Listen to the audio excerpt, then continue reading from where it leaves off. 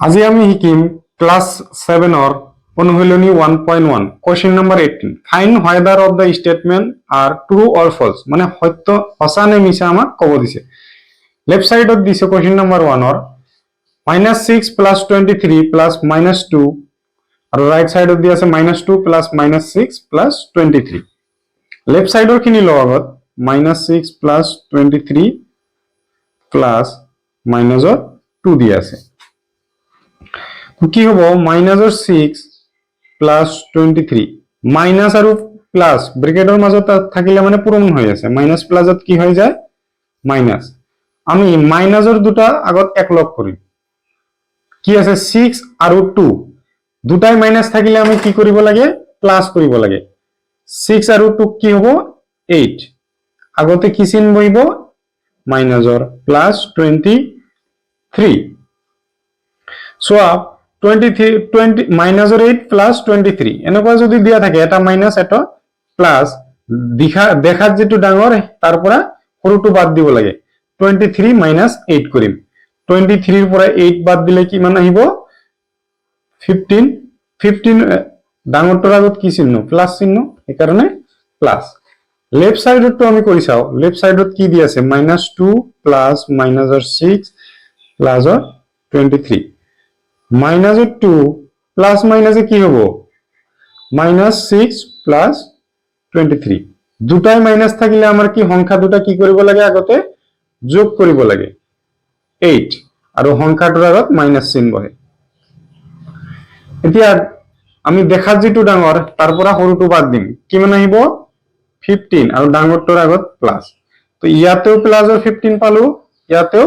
প্লাসৰ 15 পালো তেনেহলে এটো কি হ'ব ট্ৰু হয় Question number 2 তো আমার কি দিয়ে আছে 16 minus 15 plus minus or 6 আর রাইট সাইডত দিয়ে আছে 16 minus 15 plus minus or 7 second বন্ধনী লেফট সাইডত তো আমি চাও আগত প্লাস মাইনাস or 7 16 ৰ পৰা 15 বাদ দিলে আমাৰ কি আহিব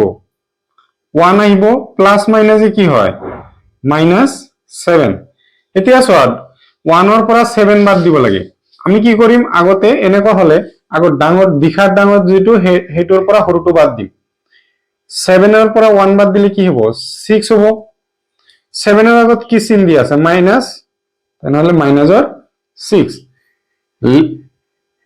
ৰাইট সাইডত তো কৰি চাও আমি কি হ'ব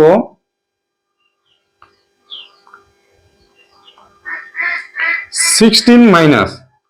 ইয়াতে কি দি আছে 15 প্লাস মাইনাসে কি হ'ব প্লাস মাইনাসে -7 16 মাইনাস 15 ৰ পৰা 7 বাদ দিলে আমাৰ কি আহিব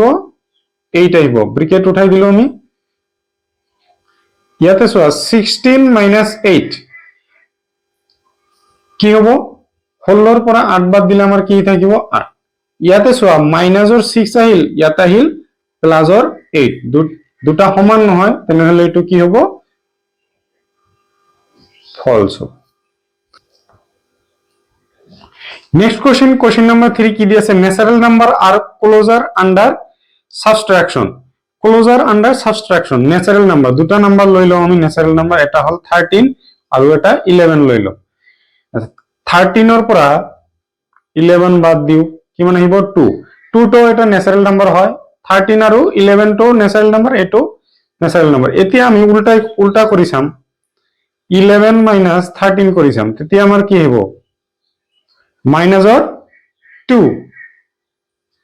-2 এটো তো ন্যাচারাল নাম্বার নহয় ক্লোজার প্রপার্টি হলে হ'ব কি মাইনাস করে দুটা নাম্বার মাইনাস কৰিলে যদি ন্যাচাৰাল নাম্বাৰ দুটা মাইনাস কৰো ন্যাচারাল নাম্বারে আহিব লাগিব তেনেহলে কি হয় এটো ক্লোজার প্রপার্টি না থাকে ন্যাচারাল নাম্বার তো ফলস হৈ যাব নেক্সট কোশ্চেন দি আছে of the two numbers 0 and minus or 670 মাইনাসৰ 670 is greater, তাৰ মানে কি কৈছে দুটা সংখ্যা দি আছে, এটা হল 0 আৰু এটা হল মাইনাসৰ 670। আমাক কোশ্চেনত আমাক কৈছে যে দুটাৰ মাজত মাইনাসৰ 670 এ গ্ৰেটাৰ। চোৱা নেগেটিভ বিলাক সদায় সৰু হ'ব, এটো কি হ'ব আমাৰ ফলস হৈ যাব।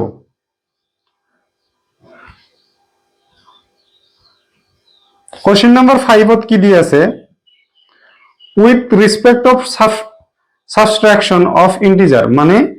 বিয়োগ ইন্টিজার বিলাকৰ বিয়োগ commutative property and associative property do not hold. Commutative property আৰু এছাৰেটিভ কমিউটেটিভ প্ৰপাৰ্টি চালো। প্ৰথমতে 2 আৰু 3 দুটা নাম্বাৰ ললো, 2 ৰ পৰা 3 মাইনাস কৰিলে কি হ'ব, তো মাইনাস না যায়, 3 ৰ পৰা 2 বাদ দিব লাগিব, 1 3 ৰ আগত কি দি আছে মাইনাসৰ। ওকে, নেক্সট এইটো আমি উল্টাই কৰি চালে কি হ'ব, 3 মাইনাস 2 কৰি চালে কি হ'ব প্লাসৰ 1, দুটা বেলেগ বেলেগ আহি গল।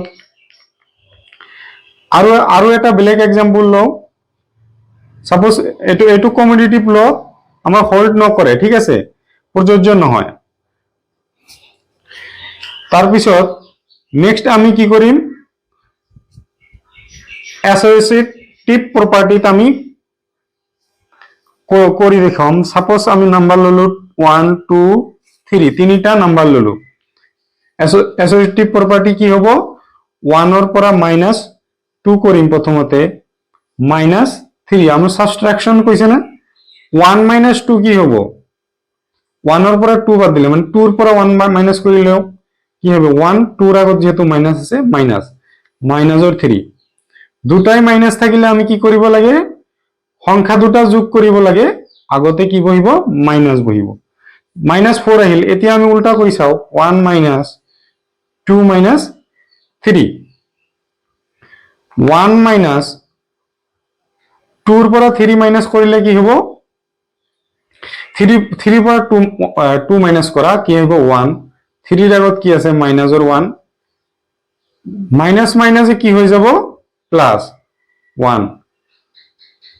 ইয়াতে আহিল মাইনাসৰ 4, ইয়াতে আহিল 2, তো চোৱা এটো আহিল মাইনাসৰ 1,